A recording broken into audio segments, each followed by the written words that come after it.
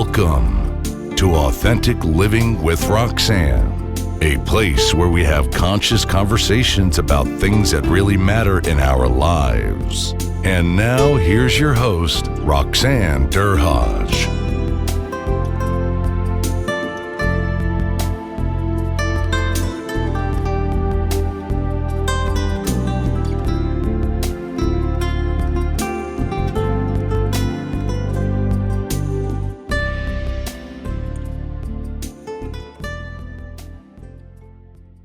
Hi everyone, it's Roxanne Derhodge. Thanks for tuning in again this week to Authentic Living with Roxanne. So today I have a special colleague, Mark Black, and Mark and I belong to the Canadian Association of Professional Speakers. Mark has been a long time member that I've been involved for about 6, 7 years now. But Mark, I know, has been around for a long time. Mark, so thanks for coming on today and spending the time with us. Thanks for having me, Roxanne. It's good to be here. Well, Mark's got a fascinating story. When I heard his story with our events, they were flipped by each other, I would say. We chat, and then, of course, you know, with all of us getting together, we were last in Calgary together. I would hear snippets of his story, and I know that at some point we were going to have him on the podcast. So Mark is a heart and double lung transplant survivor. I'm not going to say thriver is probably a better word to use there. And in 2002, and get this, we were just chatting about this, and has ran 4 marathons since. And we were just chatting about my, I would say, dislike of running bits. And Mark runs a training and development company where the bulk of his business is keynote speaking, training, and coaching. He works with the association markets mostly, but does some corporate. So Mark, thanks for coming on today. Thanks for having me, Roxanne. This is fun. So Mark has also done something phenomenal as well. We're both in that launch mode, so I can understand how many things you have flying around in your head. I just did my formal launch on Saturday, and it's a lot. And he has written a book, The Resilience Roadmap, which I really want to chat about today. But Mark, let's just talk about you, right? And Mark has a full life. He has a family. You live out east, right? Am I correct? Yeah, that's right. Yeah, Moncton, New Brunswick. Yeah, New Brunswick. So tell me, like, with the medical concerns that you had, was it a congenital, like at birth, that you had these issues, or was it something that kind of developed, Mark, as you started to grow? So born with a congenital heart defect, open heart surgery at several hours old, but ultimately in a childhood of various challenges, mostly fairly easy to manage. But always on medications and lots of medical follow-up and all those things for my childhood and early adult years. And then it all kind of came to a crux when I was 23. My condition deteriorated rather quickly. And in the span of 3 months, I lost a third of my body weight, became very easily winded, short of breath, went to see our doctor. And within about a month, I was admitted to hospital actually almost immediately.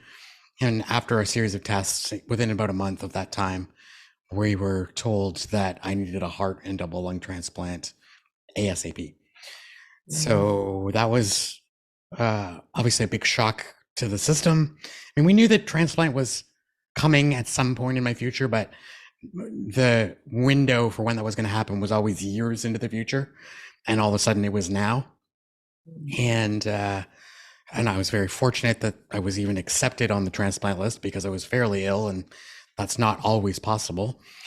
But my doctor made that happen for us, and I was put on the transplant list in Toronto.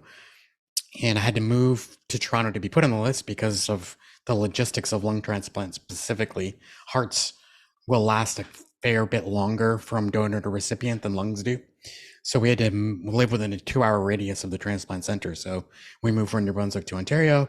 My dad and I left we're a family. I'm from a family of 6. So my 3 younger brothers and my mom stayed home in Moncton. Dad and I moved to Toronto, was put on the waiting list, and waited nearly a year before receiving the transplant in September of 2002. Wow. So away, like, so obviously, so necessary, but again, your family and the support that you had from the beginning, amazing that they could do it, right? Because you think we're living in this part of the world as well, Marga. Like, how privileged are we to be able to have that? And I mean, Yeah. in Toronto, I live in Niagara, so and even Hamilton, right? Like, we have such phenomenal services that Mm-hmm. could get you, and then to get you, like we're talking double lung and a heart. Like, so how did it work? Did they kind of make sure that all of it was happening at the same time, or did they have to do one and you recover and then get strong enough to be able to do the others? Yeah, no, it all happened at once, all from the same donor. It essentially has to, in order to even have a hope of dealing with the potential rejection issues afterwards. If you're dealing with one extra immune system from another person, that's one thing. To be dealing with two would be very difficult. So it all comes from the same donor. And we were told, when we were told I needed the transplant, we were also told the chances of it happening were almost zero. So it was kind of a Wow. double-edged sword. Both because lung transplants are fairly rare, much more common today than they were 20 years ago. But when I was listed, they hadn't done a single double lung transplant, single heart lung transplant rather, in Canada the entire year in 2001. In Wow. 2002, I'm one of 3 or 4 that happened in the country. So pretty rare. And then because of my stature, I'm 4'11", I weigh about 120 pounds.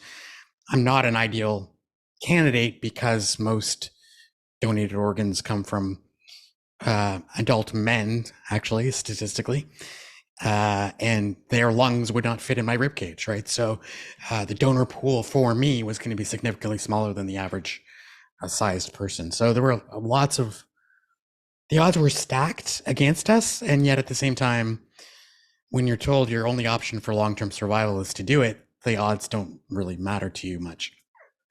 So let's talk. I think of me at 23. I was like, doing the typical, early entry into adulthood, university, blah, blah, blah, at U of T, kind of, and trying to figure out the world. What was your mindset at this time? I mean, you come into this world, of course, we don't know about health.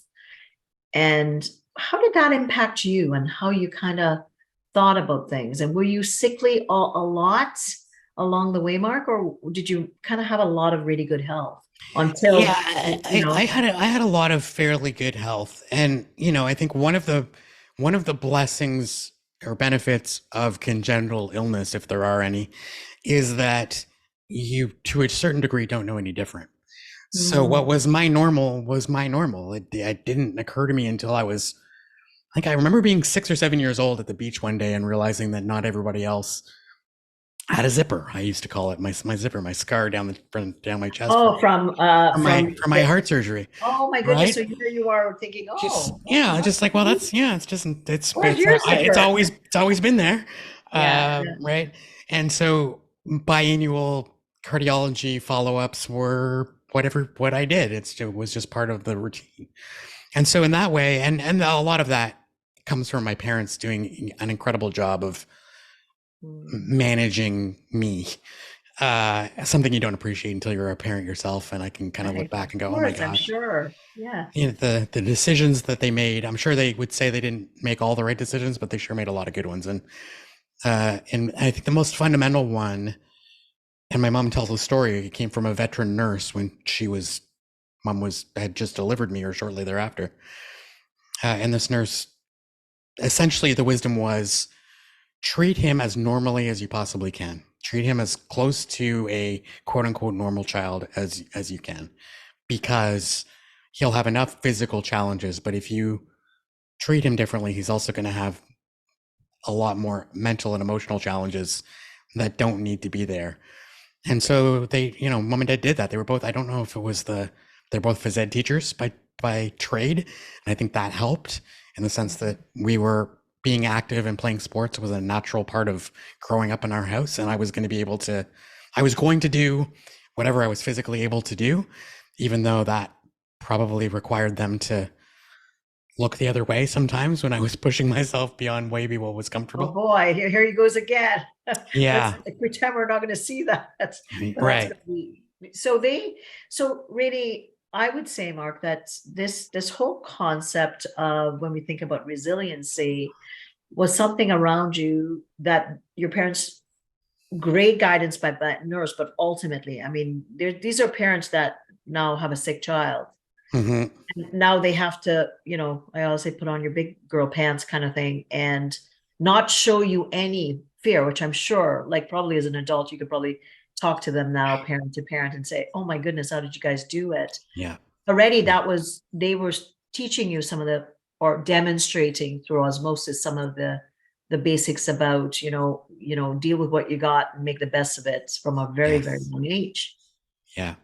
No, absolutely. The mindset was like growth mindset, although it was never labeled that in the house, was certainly just innately a part of our upbringing. The idea of just like figure it out and solve the problems as they arise, and we'll deal with the next thing when the next thing comes, but we're not going to waste time and energy worrying about things that we can't control and don't know if or when they'll happen. It was always just kind of like, let's deal with what we're, let's live one day at a time, so to speak. Not in a reckless, what's one of the things I talk about in my work as well is that idea of breaking life down to the manageable piece of right here and right now without being, reckless. Not live every day like it's your last day, but let's have a plan and also understand that the plan may not work out, and we're just going to live this day as best as we can. Well, which ultimately, if you think about it, with my background as a psychotherapist, and I've seen every iteration of possibility in my career prior to starting to speak and train, and I literally, um, I'll give you an example. Like, when I was with the Metro Toronto Police, I remember I got called in and I was responding to a massive accident where people had lost two children, and then the surgeon comes in and says, no, two already dead. And he says to the parents who I'm supporting, because I'm at sick kids, so by the way, how many children do you have? And I went, oh my goodness. I was like, Wow. I was, trying to think that I would not want to lunge over the table, because I was every ounce of what those poor parents were going through. And, that element, right, like of what your parents would have gone through, or what those parents that I was dealing with is that they have to dig really deep to be able to make sense of, something that adverse, right? Mm-hmm. And so resilience has always been my thing, probably why I picked the kind of work, that I picked. So you got the zipper. So they're telling you how to kind of, not go probably poke everybody in the chest to see where it is. And then you're already developing the mindset. Were there some struggles, even though they were strong with you, that you kind of go, many struggles along the way. I mean, so as a young child from 5-6 years old to 13, 14, I was heavily involved in athletics and overcame my small stature to be pretty competitive in soccer and basketball, ironically. And then at 14, my condition took one of the several turns or deteriorations over a period of time. And I went to a standard biannual checkup, and the doctor said, you developed another issue here with your heart rhythm, and pushing your body to the limits like this is really getting to be dangerous. So we need you to not do that anymore. And, as a 13-year-old whose identity was largely tied to being an athlete, that was a big deal. And I would never have articulated it that way then, but in retrospect, it wasn't just the not playing sports. It was the fact that that's who I was. Who was I going to be now if I wasn't doing that? And so we had to work, mom and dad helped me work through what are the other outlets? What are other things that you might do? Ironically, I ended up turning to theater, which in the long run has served me very well as a speaker because I got used to being on a stage and speaking in front of a lot of people. You And were prepping all along. that's right. In by the retrospect, it by was, the by the side door, not realizing that this adversity was actually developing a skill that, the perfect alignment that you end up keynote speaking. And what a lovely thing to come out of something that was definitely scary and adverse in every sense of the word. yeah, I mean, my summary of what resilience is that it is not bouncing back, which I think is the most common sort of analogy we're given, for a couple of reasons. One, there's no such thing as going back, right? So to say like we're gonna return to some previous existence that is gone is a pretty faulty goal to start with. And so it's not about bouncing back, it's about growing through. It's about saying, how do I get through whatever I need to get through? And we all have a story, we all have things that we have to overcome.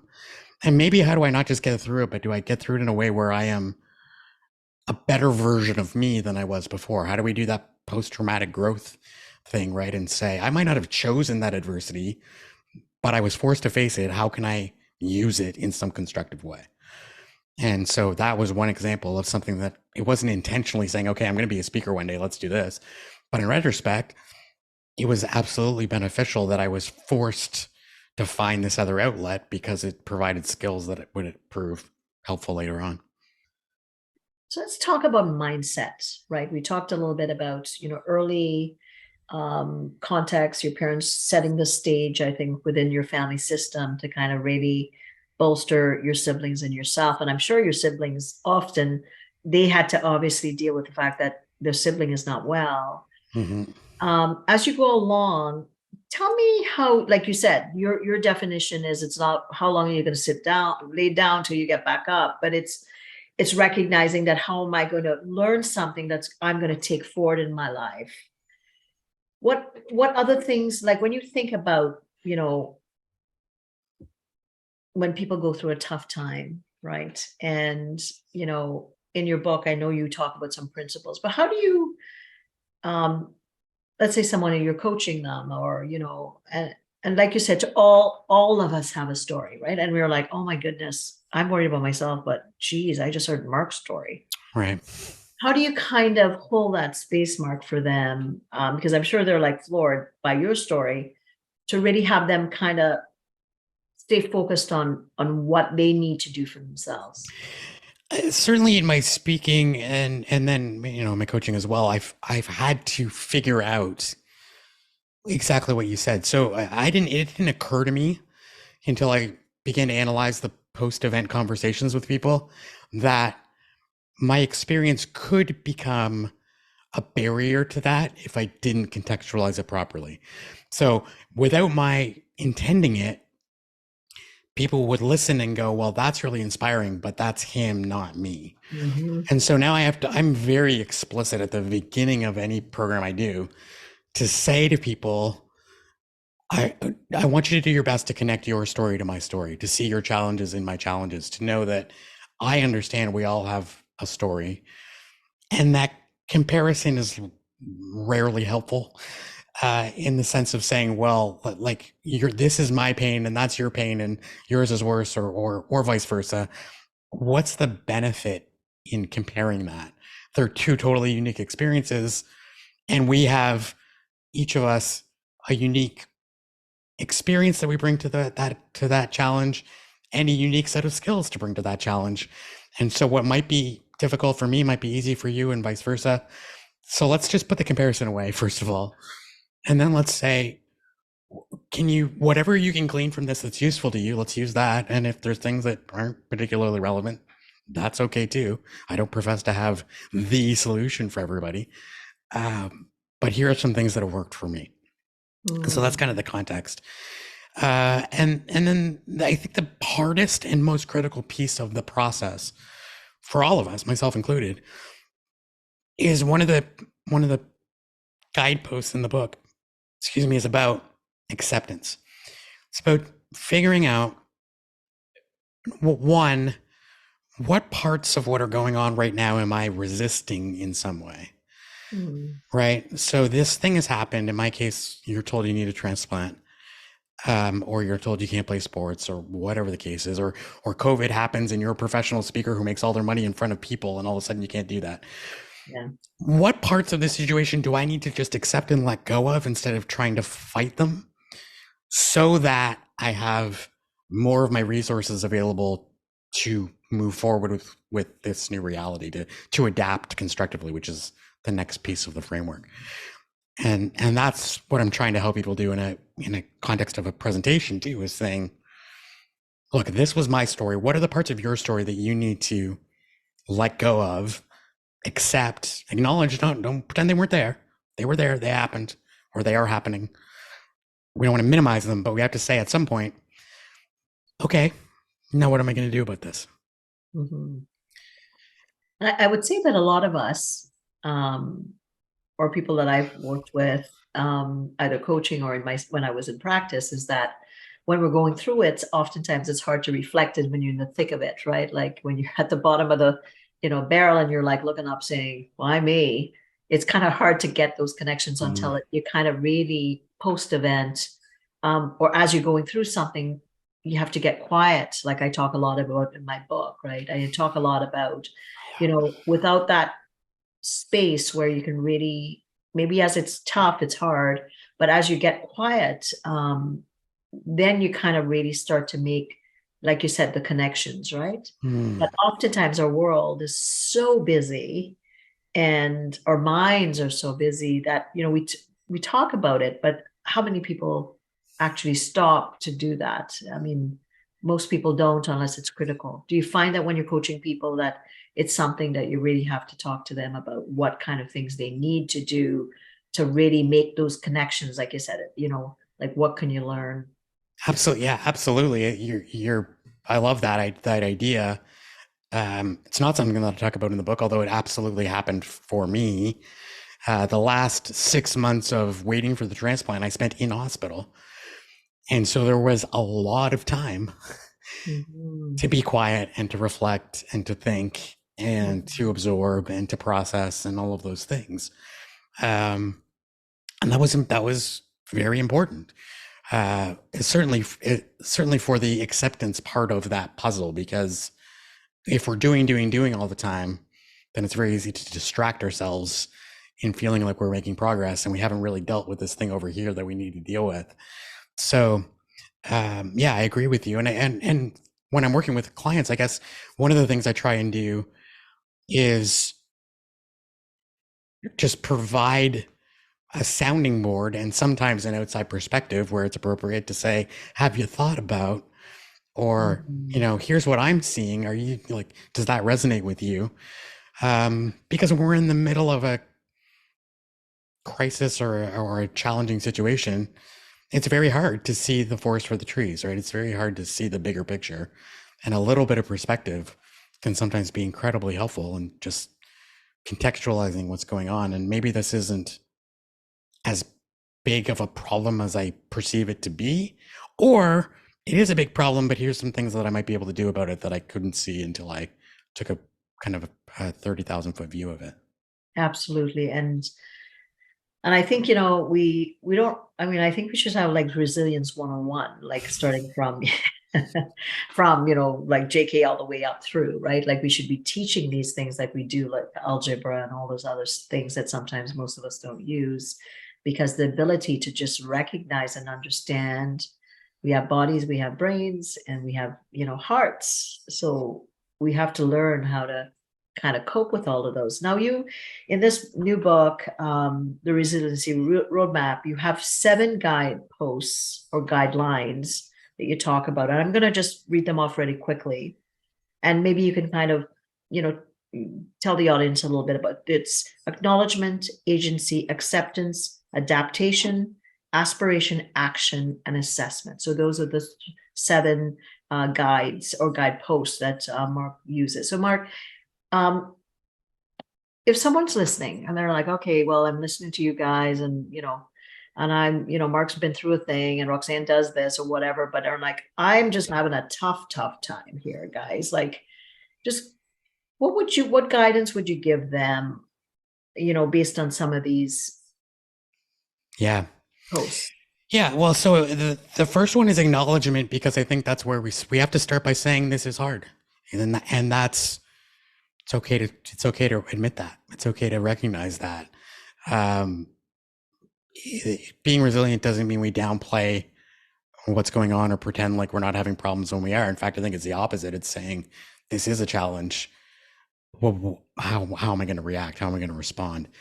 So that's the first piece, is just to say, okay, here's what I'm dealing with right now. Here's how I'm feeling. Here's how this situation is making me feel. And that's okay. And from there, we can then say, okay, now what am I going to do? Agency is about understanding that there is something we can do. There is always something we can do, even if that something is as simple as changing how we look at something. Because one of the pushbacks I get from folks often is, look, I'm in an environment where it's heavily bureaucratic. Maybe I work for a government agency or whatever the case is, and I don't have a lot of autonomy over how I do things and how things operate. Like, I'm a cog in this big machine.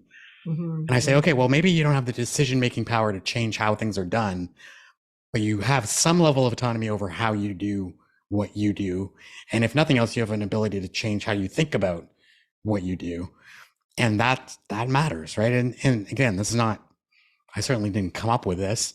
In fact, that probably comes from, for me, having read Viktor Frankl's work and talking about Man's Search for Meaning, and I remember him talking about, in a concentration camp, figuring out, inarguably, like, is there a situation where you have less control and where the future is more dire? And yet figuring out a way that he understood that he still had the power of his own mind and his spirit. And as long as he could control those things and use those things, then he had some level of autonomy over this situation. And there was a certain something that could not be taken from him. And I think that's a really empowering thing for all of us to think about, is what can I own and know that it can't be taken from me. And it also, as you mentioned earlier, we have to be patient with ourselves, right? And understand that it's not like, oh, I'm just going to read something or listen to Roxanne's podcast or read Mark's book and a switch will be flipped and I'm going to just be able to do all of this instantly. Yeah, it's going to be all good. One action. Yeah, I wish. It's like anything else. It's a series of skills that we can get better at. And that's an important flip side of that, which is, I also encounter people who will say, well, I'm just not like that. Like, you're a resilient person. It's just a set of skills. It's just something that we learn and practice and we can get better at. I'm always getting better at it. At least I hope I am. And I get better at it by practicing it. So one of the things that you alluded to that I think is so critical is our children. And I hear people all the time complaining about kids today, and man, they can't handle any kind of challenge. And, they expect trophies all the time. I was like, well, why are they like that? Because we raised them, right? So whose fault is it? And to instill those skills in kids comes about by intentionally teaching them and also allowing them to experience the obstacles and challenges that will allow them to practice those skills. And so when we think we're doing great things by shielding kids from failure and challenge, we're not, right? I mean, that's probably the greatest gift my parents gave me, was that they let me fail. They let me try things. They let me fail. They let me suffer the consequences of my bad decisions for the most part. And because I think there's a certain amount of those things that you just learn by trial and error, and academically learning them is not necessarily going to get them all the way in. Real life university, right? Like when you fall down, you skin your knee, and they go, oh, well, how did that happen? Instead of trying to make it better for you. And I think that's unfortunately in the time that we're in, that too much helicoptering, right? People aren't allowing kids to sit with it and really reflect. Well, if I did this and this happened, what action could I, or what perspective might I kind of think because parents are too busy making it better. And I think, a bit of having them sit with it means that you can't bail them out because you want them to learn the lessons, but a lot of people are too busy trying to make nice or make better because I don't want kids to go through what I went through. But really, there's a lot, resilience is formed from your mistakes, and we're all going to make mistakes, and I make them often until we die. And that continues to make us build as people, right? As part of families, as part of communities, those types of things. Yeah. No, absolutely. I say to folks, look, I hope you read this book, but ultimately it will only do you as much good as you then implement and practice and see how it fits into your day-to-day life, because to know it and to do it are different. And so we have to practice this stuff. We have to do it over and over again. And it's interesting. I just did an event last week for university recruiters, and we had a conversation afterwards. I said, I actually asked, it was the VP academic at the university who was there, and I said, I'm hearing these stories about like parents going into the admission interview with their kids, and or arguing with the admission staff afterwards about why their kid didn't get in, but they really should have, and you made a mistake. And is any of that true? And he said, it's all true, and it's worse than you have heard. And so what is that teaching our kids? Right? We think we're helping, but ultimately we're, I think, handicapping them because we're not allowing them to develop the tools they're going to need to deal with the adversity that is inevitable in all of our lives. Absolutely. And I worked in executive health and wellness, and some of the companies I managed, like let's say it's a law firm, and then let's say the Artling kid wants to get into the law firm and doesn't get in. So I had parents calling the HR manager of the law firm. And I'm like, this can't be happening, but it was happening. We were seeing it across Canada, unfortunately. So then what skills are you actually, teaching or allowing that young adult to learn, because you're taking over? These are things we all were clueless when we were 20 something and trying to figure it out in the world. Right. But I think, that you're right, that pendulum swing has gone too far, and we need to kind of guide people to get back to the basics of learning to cope. And when you fall down, what are you going to do? Yeah. And you're right. I like that idea of pendulum swing, because it's not to say, let's make our kids' life difficult on purpose, but can we support them by being there afterwards to help them debrief it and learn from it, instead of trying to prevent the adversity from happening in the first place? Because at some point, we're not going to be there to do that for them. And it's better to learn the skills when the stakes are lower.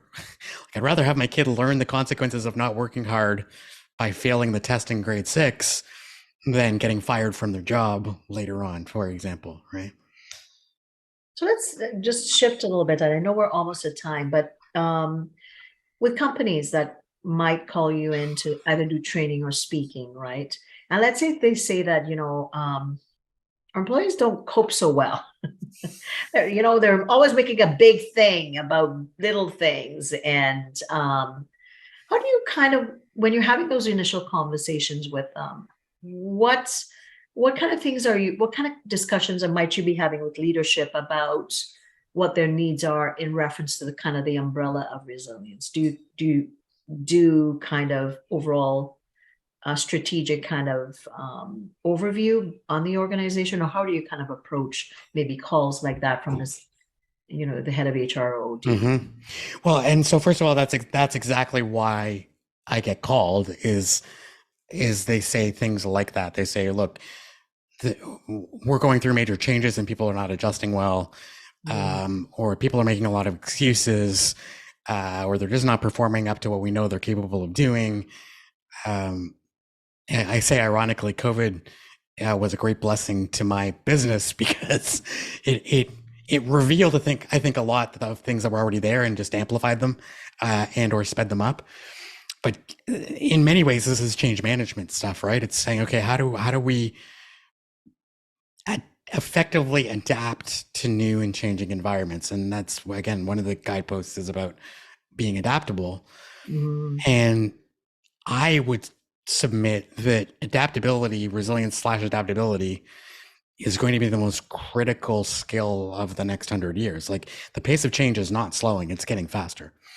And so if you're going to remain relevant, useful in your organization, you're going to need to be adaptable. The days of saying, this is what I do, this is who I work for, this is what I do, and I'm going to keep working for this company and doing these things for 40 years and then I'll retire, it doesn't exist anymore, right? Like, those days are over.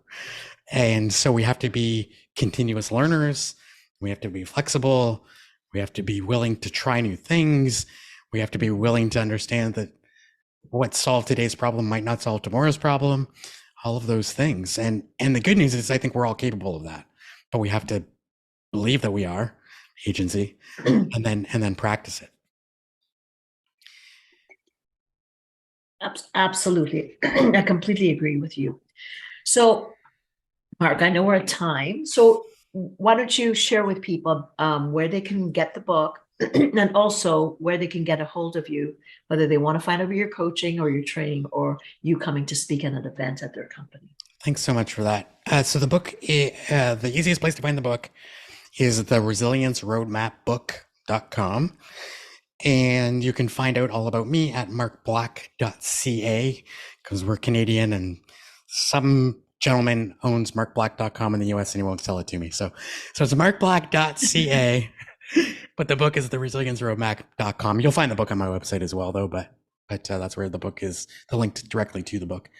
And I mean, it's as you know, it's a great privilege to get to do what we do and to be able to go into organizations and hopefully help them to be more productive, more effective, and to help their people to find greater satisfaction and fulfillment in what they do. It would be a pleasure for me to do that. So. What an inspiration, Mark, just listening to your story. So what am I taking away? I think what I like the most about what Mark said is it's not about the definition that we hear out there, but it's really learning from each experience and saying, what can I do better or differently the next time? And we're all going to go through a lot of things. Unfortunately or fortunately, that is the part of being human. It is life. Individually, we make up companies, we make up communities, we are part of our families. Take that with you. And for anyone that, what have I been up to? I've just launched my book, ROR, Return on Relationships, where I talk to leaders about their capacity to be connected to themselves, to more effectively lead their teams. So if you're interested in getting a copy, you can go to Amazon or you can go to my website, roxannedurhodge.com. And again, Mark, thanks again for your time. And for everybody, thanks for hanging out with us. And we'll talk to you again next week. Take care. Thanks for tuning in to Authentic Living with Roxanne, creating the space for positive, healthy change. Roxanne is a keynote speaker, psychotherapist, and coach. To work with Roxanne, visit roxannedurhodge.com/blueprint. We'll see you next time on Authentic Living with Roxanne.